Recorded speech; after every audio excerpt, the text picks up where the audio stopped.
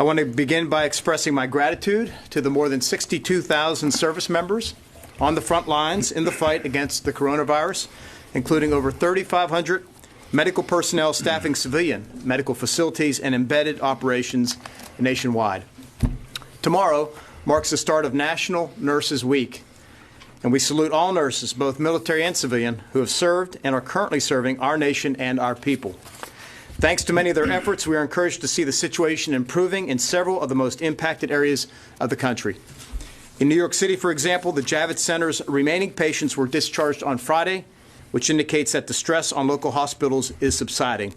And I'd like to note that I had a very good conversation with Mayor de Blasio last Friday. He called to express his deep thanks and appreciation for what DOD provided his city in a time of need, and how warmly they were received by his civilian doctors, nurses, and others. So he's very thankful, and I say that to pass it along to the force, those who may be watching or may get a readout from this briefing.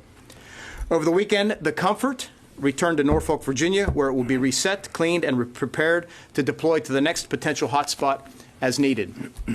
In Pennsylvania, the Temple Alternate Care Facility discharged all of its remaining patients, while expeditionary medical facilities in Louisiana and Texas are returning to Naval Air Station Jacksonville over the next few days to prepare to redeploy if necessary.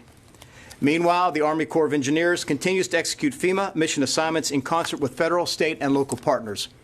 To date, the Corps has awarded 36 construction contracts for temporary facilities to add more than 14,900 beds to states with critical shortages, and 27 of these 36 alternative care facilities are now complete.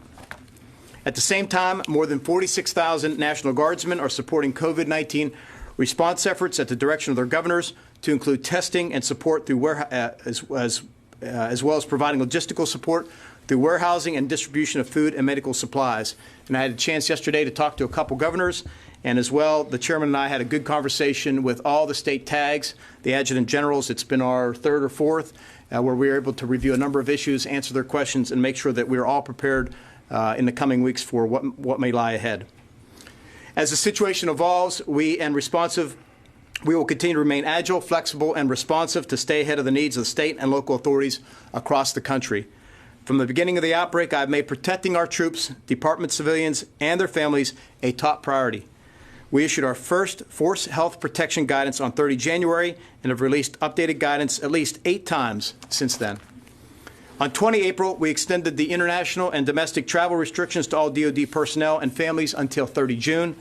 This week, I will conduct the first 15-day review to determine if adjustments are warranted as we work to ease the burden on the force as much as possible. We've already expanded some of the exemptions to the stop movement order, including allowing certain permanent change of stations moves to proceed.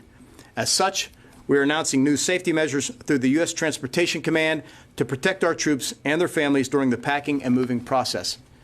Moving professionals will be required to adhere to the CDC's COVID-19 health protection protocols, which include wearing face coverings, cleaning surfaces, and practicing social distancing. Furthermore, DOD is requiring moving companies to provide certification to service members that their personnel have been screened for illness in line with CDC guidelines. U.S. Transcom officials will brief the press tomorrow on this initiative.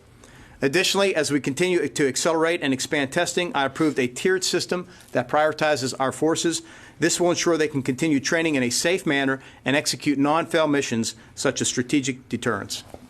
Finally, we are increasing the Pentagon's investments in short and long-term medical solutions. As we work toward a vaccine in the long term, we are interested in advancing immediate therapeutic solutions that can protect our service members across the globe. As we continue to take care of our troops and support the President's whole-of-nation response, we remain focused on our national security missions around the world. Many countries have turned inward to recover from the pandemic, and in the meantime, our strategic competitors are attempting to exploit this crisis to their benefit at the expense of others. While the Chinese Communist Party ramps up its disinformation campaign to try to shift blame and burnish its image, we continue to see aggressive behavior by the PLA in the South China Sea, from threatening a Philippine Navy ship to sinking a Vietnamese fishing boat and intimidating other nations from engaging in offshore oil and gas development. Last week, 2 U.S. Navy ships conducted freedom of navigation operations in the South China Sea to send a clear message to Beijing that we will continue to protect freedom of navigation and commerce for all nations large and small. I want to assure the American people and our allies that the United States military remains fully ready and capable to deter every threat, protect the homeland, and safeguard our interests abroad. Critical to accomplishing these missions are game-changing technologies developed and pioneered by American scientists and researchers, one of those being the Global Positioning System. On Wednesday, senior DoD leaders will testify before the Senate Armed Services Committee regarding the FCC's decision to allow Legato to create a cellular network that could disrupt the GPS signals relied upon by our military and millions of Americans. The FCC's actions disregard the many objections of industry and the interagency, grounded in years of hard data and science. Ultimately, this will cause harmful interference to the GPS network, jeopardizing our nation's security, prosperity, and way of life. We urge the FCC to overturn its short-sighted decision, and senior department leaders will provide more information on the risks to our security tomorrow on Capitol Hill. And with that, I'll turn it over to Chairman Milley for his comments. Thank you. Thank you, Secretary. And I'll just take a minute or two here. And I want to reach out and thank all the men and women of the Joint Force, the total force, active, Guard, Reserve, Army, Navy, Air Force, Marines, Coast Guardsmen. As the Secretary just mentioned, about well over 60,000 are on the streets of America. Many thousands more are supporting them in this moment of national crisis dealing with COVID. They're deployed in all 54 states and territories, many of them in harm's way. And they are doing just a remarkable job. They are committed to this fight, and they're committed to this fight until it's over. As Secretary mentioned, he talked to Mayor de Blasio. I had an opportunity to talk to him as well. And Mayor de Blasio said there are no words to describe the gratitude of the people of New York City for the support of the United States military, where we deployed not only the hospital ship, but hospitals, field hospitals, and we still have doctors and nurses deployed in the civilian hospitals in the city. In addition to that, we have doctors and nurses deployed in other cities around the country and in 22 other civilian hospitals embedded within those hospitals, taking off some of the pressure off some of the healthcare professionals. As the situation changes in the locales around the nation, we've tailored our response to meet the needs of the various communities as directed by FEMA. And as you know, we are in support. We are the supporting agency. At the same time, we stand ready, always ready, to meet any threat on land, sea, air, space, or cyberspace anywhere in the world. Additionally, I just want to close out by echoing what Secretary Esper just said. Tomorrow is the start of Nurses Week.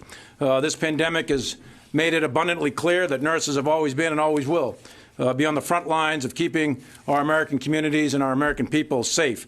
And I want to thank each and every one of them, to include my wife, who's an active nurse, for the sacrifices they endure every single day. And lastly, we start this month with Military Appreciation Spouse Month, and this Friday is Military Spouse Appreciation Day. So to the over 1 million military spouses that are out there supporting their soldier, sailor, airman, or Marine, or Coast Guardsman that's in uniform, the Secretary and I just want to say thank you to all that you do in support of our country.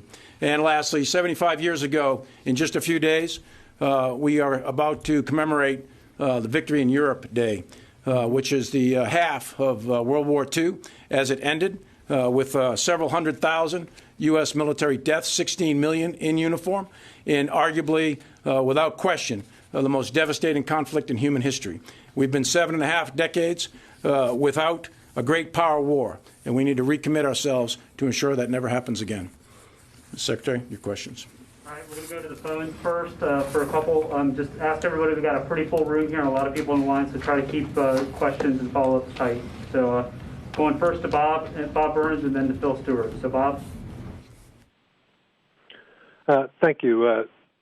Secretary Esper, yesterday during your conversation with Michael Hanlon at Brookings, you mentioned that although you don't know yet the origins of the coronavirus that was aboard the kid, that you thought it might have been picked up during the counter-drug operation that they were participating in. I'm wondering if you can elaborate on what you meant by that, and if General Milley would add his thoughts on, given the fact that the Kidd and the Roosevelt so far are the only two ships that have picked it up while operating abroad, whether you think, General Milley, you think the Navy has kind of figured out how to do this without picking it up, or are they out of the woods now? So on the first part of your question, I'll just say this much, and then maybe we can have a follow-up with somebody else. But a theory is that they could have picked it up on a counter-drug mission where they pulled over a vessel possibly carrying drugs, and they boarded the vessel and may have come in contact with somebody carrying the virus there. That's all there is to that story. The important thing is that the ship is she's back in port, and the sailors are being taken care of, and all the proper protocols are being followed to make sure that we get her back to sea as soon as possible.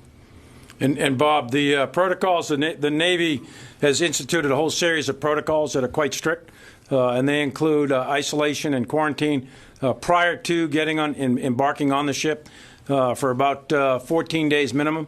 In at least one case, they stretched out to 21 days. In addition to that, they do testing and screening and so on.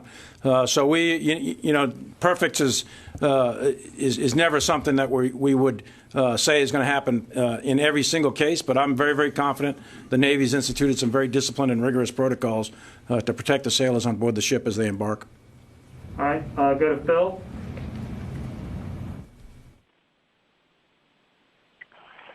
Thanks very much. Chairman, if you could just, last time we spoke, you had said that there was nothing conclusive indicating whether or not the coronavirus emerged from this lab in Wuhan. And have you seen any evidence since you last spoke to indicate that it may have emerged from this lab? And to Secretary Esper, there's been this, what the Venezuelans are calling a failed coup attempt. Is there any view from the department that military or paramilitary force could or should be used in Venezuela for regime change? Thanks. I'll go first and just say the United States government had nothing to do with what's happened in Venezuela in the last few days, and otherwise we are in full support of the State Department's policies with regard and the United States government's policy with regard to Venezuela. Our view remains that Maduro is a brutal, corrupt leader who has oppressed the people of Venezuela. They deserve better, and we will continue to make the case that he should step aside and allow an elected government to form and take that country in the rightful direction it should go, a very democratic, prosperous path that it was on many, many years ago before. And Jeff, there's on the Wuhan origin case. I'm not going to discuss any detailed intelligence, but there's three fundamental issues here. One is it natural, or was it man-made somehow, or somehow manipulated by man-made procedures? As I said the last time, and I am still where I was the last time, the weight of evidence, nothing's conclusive. The weight of evidence is that it was natural and not man-made. Secondly, the second issue is, was it accidentally released? Did it release naturally into the environment, or was it intentional? We don't have conclusive evidence in any of that, but the weight of evidence is that it was probably not intentional. The third issue is location. Did it come out of the virology lab in Wuhan? Did it occur in the wet market there in Wuhan? Did it occur somewhere else? And the answer to that is we don't know. And as mentioned by many people, various agencies, both civilian and U.S. government, are looking at that. It would help a great deal if the Chinese government would open up and allow inspectors and investigators to go there in full transparency so that the world can know the actual original source of this, so that we can apply the lessons learned and prevent outbreaks in the future. All right, we'll go also to the phone, Louis Martinez. Hi, good afternoon. Thank you all very much for doing this briefing. Really appreciate it. When the Pentagon goes back to normal or semi-normal, what do you anticipate life will be like for the thousands of employees in the building who have been working from home? Do you plan on incorporating new social distancing, like moving desks? Are you still going to encourage telework? At what point do you think the full workforce will be back in? Well, it's good to see the press room thinned out like this, so we may have to keep that. Look, Louis, it's hard to predict at this point in time. As I said, I think that we will be in a new type of normal for a period of time, measured in months at least, and we're going to take it one step at a time and make sure we do everything possible to protect our people. And in that case, since you're with us here, you're our people. So we want to make sure that we do whatever is necessary. I imagine for the foreseeable future, we will continue to exercise social distancing. We will continue to wear face coverings, at least to the point in time that we figure out other techniques to address that. As I said earlier and previously, that we are working aggressively on both therapeutics and vaccines. And the sooner we can get to that, that gives us a degree of confidence that we could further relax some of our practices.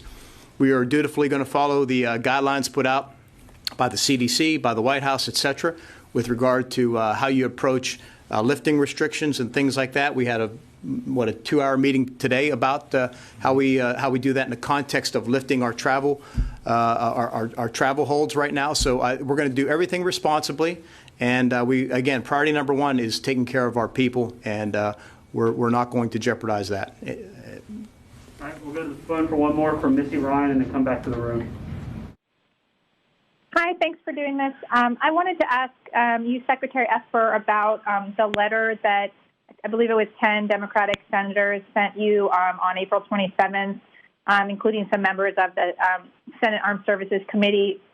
And they laid out a case for what they said was a slow and disjointed response by the Defense Department to the coronavirus. And they pointed out, or they cited things like the delegation to lower levels for interpretation about how restrictions would play out in various bases and installations around the world, and that the response to the coronavirus, the response on the Teddy Roosevelt, and then also the decision to withhold some details of information about outbreaks on different military facilities. And I'm just wondering if you could share with us your response to that letter, and tell us if you have been in touch with those senators or any of them, or plan to be in touch with them. Thanks. Thanks for the question, Missy. We will be responding, but I will just say here that I'm very disappointed that members of Congress, particularly those who sit on the Armed Services Committee and who receive weekly updates from us, would write a letter that includes a number of misleading, false, or inaccurate statements. I don't think it is really recognizes all that the Department of Defense has done, particularly at a time we have 62,000 Americans out there in the streets of America who are in many cases risking their own health to protect the American people. I've spoken to nearly over 36 governors, all governors who represent the members who signed that letter. Each one of those governors has told me, praised DOD's performance and thanked us for what we've done. Every step of the way, we've been ahead of the curve, we've met their needs, and we've done everything we can to help the American people. So the statements in that letter don't match what I'm hearing from the governors. I'd also add that things like we're not sharing data with on installations with regard to infectious cases are simply wrong. We share that data all the time with state, local, and federal authorities, so we are part of these communities.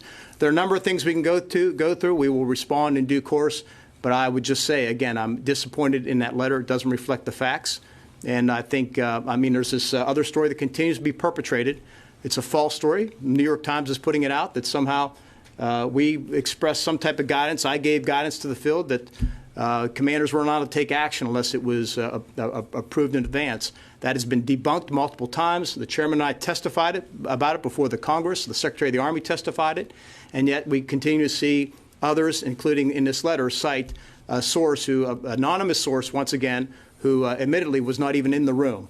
So it's the recitation of falsehoods like that is disappointing. Our commitment is to ensure that we provide Congress complete, accurate, and timely information, which we are doing on a weekly basis. We are addressing all these issues. I've spoken to the chairman and ranking members of the committees multiple times, to include the last several days. So all the information is out there for us to have a good discussion.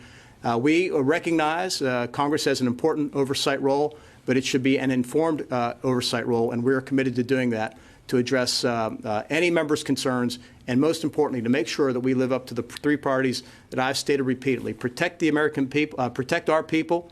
Number two, make sure that we ensure our national mission capabilities. And number three, provide full support to state and local authorities.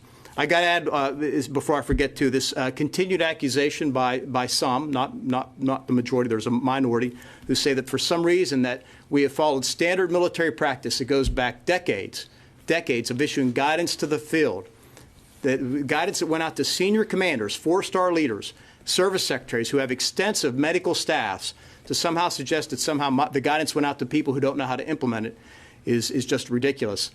We issued out 8 or 9 sets of guidance going all the way back to 30 January, just days after the first person in the United States was identified with the infection and weeks before, unfortunately, the first American succumbed to the virus. That's how far back it goes. And I think the numbers bear out. At this point in time, we have 3,100 cases of active duty military. We've had fewer than 100 hospitalizations, and unfortunately, regrettably, we've had 2 deaths.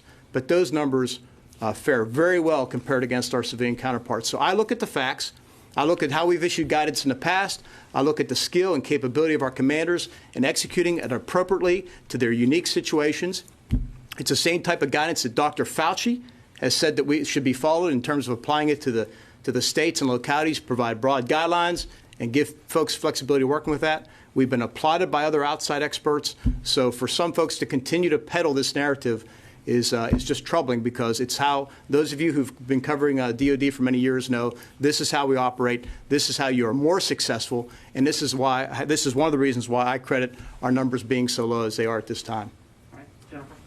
So just to follow up on Missy's question, I don't think the criticism was what was done after March once things started to get implemented by the military. But my question is, what did you tell the president, and when did you tell him about the danger of a pandemic? Because there was a time from February 1st when the first exord and the pandemic response began here in this building, and about 5 to 6 weeks before the White House started talking about the pandemic in similar terms to what the military. When did you brief the president? Well, I didn't brief the president on this issue. The president was briefed by his task force, which was led initially by HHS Secretary Alex Azar, and then eventually by Vice President Pence, who has led the task force. And we've had now for several weeks, months, our Deputy Secretary of Defense and General Hyten participating in those task force meetings. Obviously, in meetings I've had with the president, this issue has come up.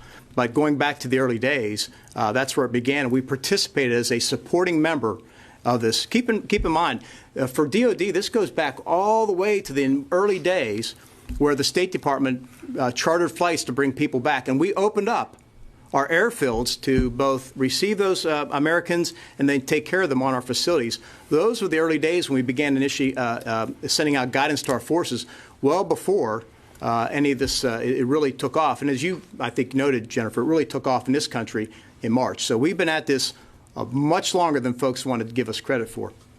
Milley, have you seen any signs that the Chinese are trying to steal the vaccines that U.S. companies or the military are trying to produce? Steal the vaccines? Yeah, any sort of cyber activity that would cause concern? No. Specifically, no. That doesn't mean it's not happening. It just means you asked me if I've seen it, and I have not. Just a quick question on Afghanistan, sir. You spoke yesterday, said there's been no reduction in violence. The command, U.S. Forces Afghanistan, said they talked with the Taliban, and during those conversations they'd expected an 80% reduction in violence. That clearly has not happened.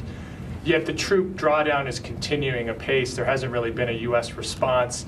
Is this a sign that the situation in Afghanistan is going the wrong way, and are you worried about that troop presence?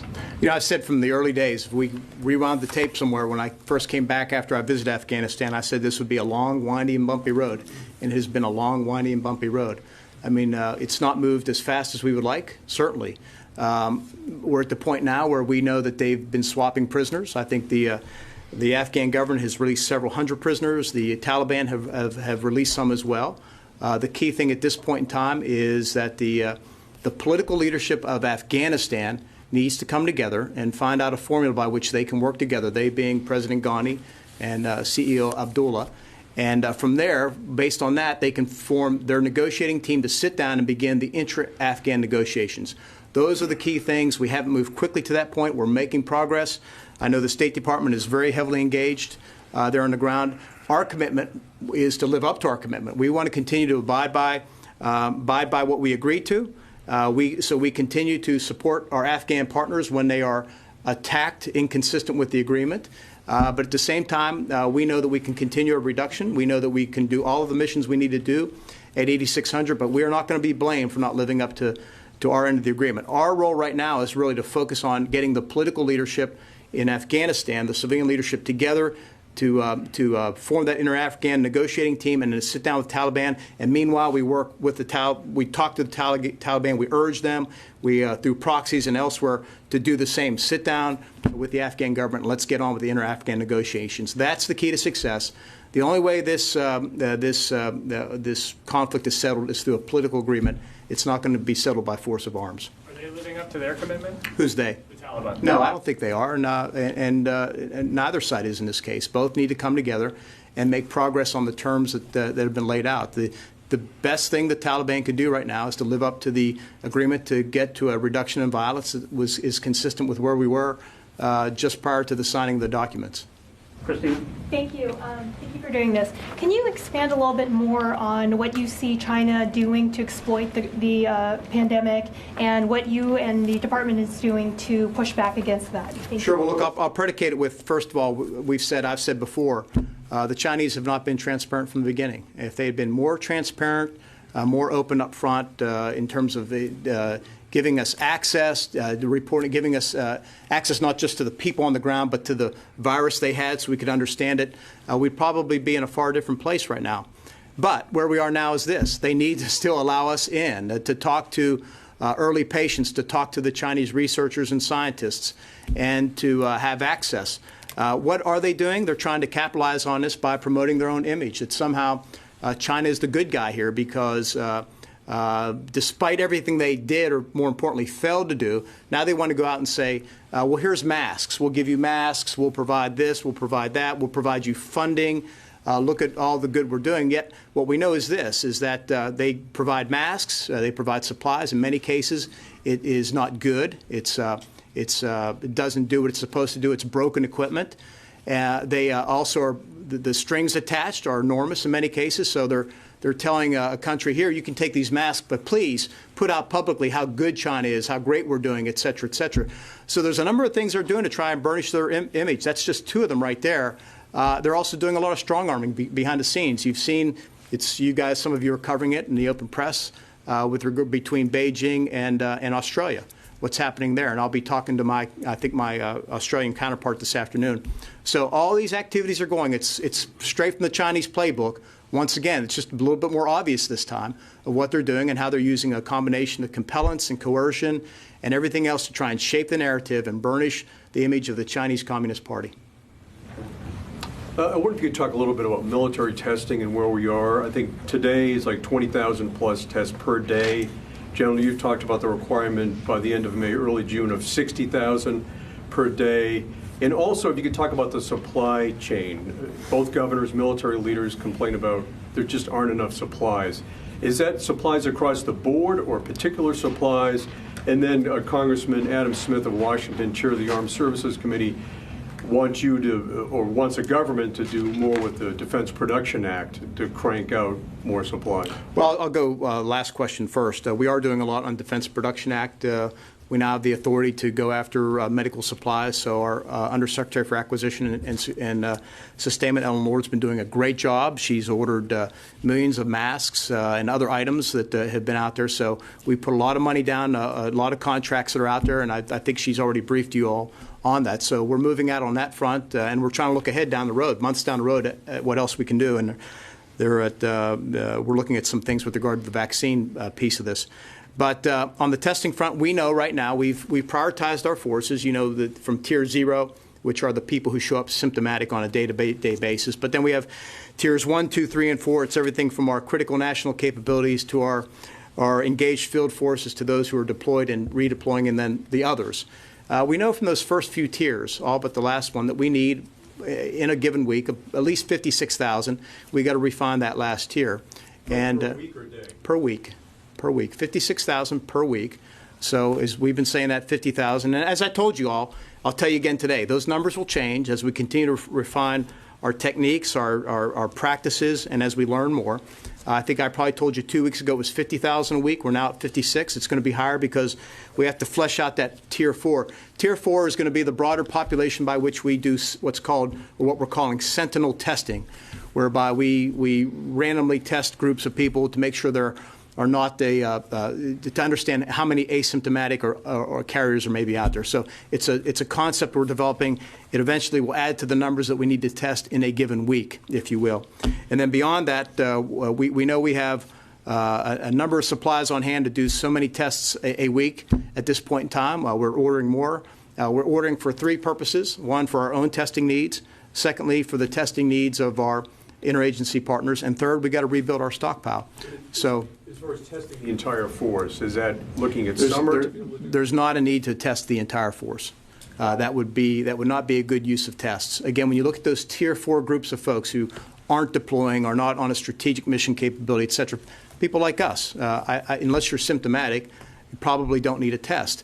Now, that's where the Sentinel, that fourth group where we do Sentinel testing, where we say, okay, well, this group out here, we haven't seen anything from them, but let's test just in case. And we see if there's carriers on it, and it helps us sharpen our focus. So right now, there is not a plan to just automatically test the entire force. We'll catch the balance, that Tier 4, through this Sentinel testing, as we're calling it right now. And Tom, the 60,000 you mentioned before, that was an early estimate based on testing the entire force, but also based on DoD civilians, based upon spouses and children and family members, based on retirees, et cetera. So a much larger number. We've done a lot of refinement since then under the leadership of our medical people. And what the numbers that we're looking at right now, 56, call it 60,000. 60,000 a month that would be the requirement that we're going to build to. Right now our capacity is, you mentioned 20. That's what was actually done, a little bit better than that. 30,000 is really our capacity right now. And we're going to continue to build and build and build. But testing the entire force, we're learning as we go here, testing the entire force is probably not a complete requirement. All right, we're going to go back to the phones. We'll go to Sylvie, AFP. Hello, thank you. Iran, it's a question for the chairman. Iran sent a satellite last month in space. Is it your assessment that this satellite represents a threat to U.S. interests? I'll be candid. I'm not sure I understood the question. Threat to U.S. interests. The Iran. Do you consider it as a threat? It was the Iranian satellite launch into space a threat to U.S. interests? Is that the question? Yes. Well, let me put it this way. They launched a satellite vehicle. I think we publicly had stated it was tumbling. So the satellite itself, not overly concerned about it. But the missile technology, the secondary and second and third order missile technology and the lessons learned from that is a concern. Because different missiles can do different things, and one can carry a satellite, another can carry some sort of device that can explode. So the bottom line is, yes, it is a security concern anytime Iran is testing any type of long-range missile. All right, we'll go to phones. Tony Capaccio. Can I follow up? Sure, go ahead, Sylvie. An increase of activity from Iran recently? Have you seen increased activity from Iran? Any recent what activity? Increased activity. Increased activity. Well, it depends. I mean, it depends on what you mean by increased activity. There's cyber, space, naval, ground, special operations, working through surrogates. There's lots of activity. We monitor Iran very, very closely, as you can imagine, as we do many, many other countries. Right now, we keep our forces on high states of alert, and we're ready for whatever happens in the Middle East. It's fair to say that Iran continues its malign behavior throughout the region. It's really disappointing because at a time when the Iranian people are struggling as a result of this COVID, and as not just the COVID, but their failure to act on COVID in a timely manner with proper policies, if they would just spend more time and money and effort focusing on taking care of their people, the Iranian country, the people themselves, would be in a whole lot better shape. But again, the Iranian government continues to export terrorism, continues to export this malign behavior from the Houthis up into Iraq, across into Syria, you name it. We continue to see them to export trouble. And it's all we ask is that they be a normal country. All right, so Tony, on the phones. Mr. Secretary? Yes. I have a budget question for you. Under a flat budget projection, what modernization programs would be at risk of reductions? You've already signaled that nuclear modernization is the top priority of the department. So would naval shipbuilding, tactical aviation, land systems, what would be at risk in a flat budget over the next couple of years? Well, Tony, we're going to look at those things in due course. We're going to be very deliberate about it. You're right. We're not going to risk the strategic deterrent. We need to certainly modernize that in all things. And you covered my time in the Army. We prioritize programs. Frankly, my inclination is not to risk any of the modernization programs. It's to go back and pull out more of the legacy programs. We need to move away from the legacy, and we need to invest those dollars into the future. And we have a lot of legacy programs out there right now. I could pick dozens out from all branches of the service. So that is where I would start. What that would mean is probably accepting some near-term risk, but I think that's important given the trajectory we see that China is on, and we know where Russia may be going in the coming years. So that is one place where I would begin. But we're going to be working through this course of action. We've already had discussions about the budget, what it could be. We do this every year, by the way. It's nothing new, but it is a little bit more acute because, as some of you heard me say yesterday, we recognize the fact that the Congress has generously put, $3 trillion into the economy in the past couple months, and that's puts a tremendous load onto the debt, the national debt, and that puts a strain on the economy. So we're aware of those things, and we're taking that into our planning considerations as well as we consider our POM and our FIDUP for the coming years. All right, we'll do one more from the phone, and then come back to the room for the last question. So Sam LeGrand, USNI News. Can you theorize, why do you think FCC approved the decision, given the unanimous chorus of government officials, including yourself, that this could endanger the GPS system? Yeah, I don't know. I don't want to speculate. I think that's a great question for the FCC to find out. So, all right, Sam. Fair enough. Thanks. Yeah, hi, Sam LeGrand with USNI News. Gentlemen, the ongoing Navy investigation into the circumstances around the Theodore Roosevelt seems to be contained from the command structure of the aircraft carrier up to the U.S. Pacific Fleet. Does there need to be a broader look involving the COCOM in terms of the chain of command relationships related to the outbreak on the TR? Thank you. Well, let's back up a little bit, just to the recitation of some basic facts here. And I think Secretary McPherson spoke to this about a week ago or so. But the Navy did a preliminary inquiry, and it's important we get these terms are important. They did a preliminary inquiry. It took 5 days, dozen or so interviews, and I think the preliminary inquiry was successful in terms of what was intended to do. Its intent of a preliminary inquiry is to decide whether or not a further investigation is warranted. And I think as Secretary McPherson, Acting Secretary McPherson rightly stated, that it raised a lot of questions, unanswered questions, and so his determination was that a full-up investigation is required. So we now know that is underway. I think if I recall what you said, you scoped it properly. My guidance to him, and again, it was his decision. It's being conducted by the Navy. It's pretty simple. Do the right thing and follow the facts wherever they go. If we reach the point where his investigation exceeds the scope of how he has bound it right now or his authority, then he knows he can come back to me, and I'm going to be diligent in terms of, again, following the facts. I think whatever this investigation comes up to, and I've said this privately and maybe publicly with some of you all, is that we've got to be able to hold it up to ourselves, to the American people, to the Congress. It has to be able to survive the scrutiny and all the questions that are out there, so we know that we know everything that happened, and we hold folks accountable as need to be accountable, and that we learn from it. The important thing is learn, so that going into the future, we're a much better organization, either writ large, but the Navy in particular. So we've got to let that play out, and that's all I'll say to that at this point. All right, last question here, Megan. So for the chairman. Do you have anything to add on that last one? No, I agree. Do you have an update on how far through the tiers you've gotten in terms of getting all of Tier 1, Tier 2, Tier 3 tested, how long that might take? And then for the Secretary, as some of these states lift their shelter-in-place orders, what's your advice, not necessarily policy guidance, but advice for garrison commanders who are trying to negotiate that in Texas, Georgia, Florida?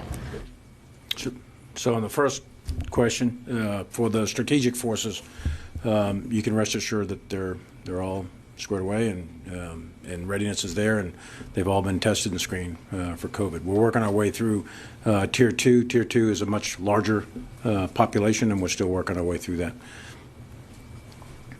And on the other question, Megan, what we're developing now, and it's 80% there, if you will, is what that guidance would look like. We're going to look at things at two levels. One is the states, how the states are doing with regard to meeting the administration's guidelines, the CDC guidelines with regard to opening units, a 14-day trend downward, et cetera. That's something that will not be made by installation commanders. We're going to have to elevate that some. So it's made at a state level because, as many of you know, we could have an Army base, a Navy base, or an Air Force base in one state. So it's situations like that where you don't give guidance all the way down, but you drop it to the lowest level capable and competent of making that. So there will be a level at which it'll be made, a decision will be made at the state level. Then there will be another set of criteria, guidelines, probably be more apt, by which the installation commander will have to apply at his or her installation. Because as you said, you could be at an installation in one state of one part of Texas may be different than what they're experiencing in another part of Texas. Just I'm picking a random state.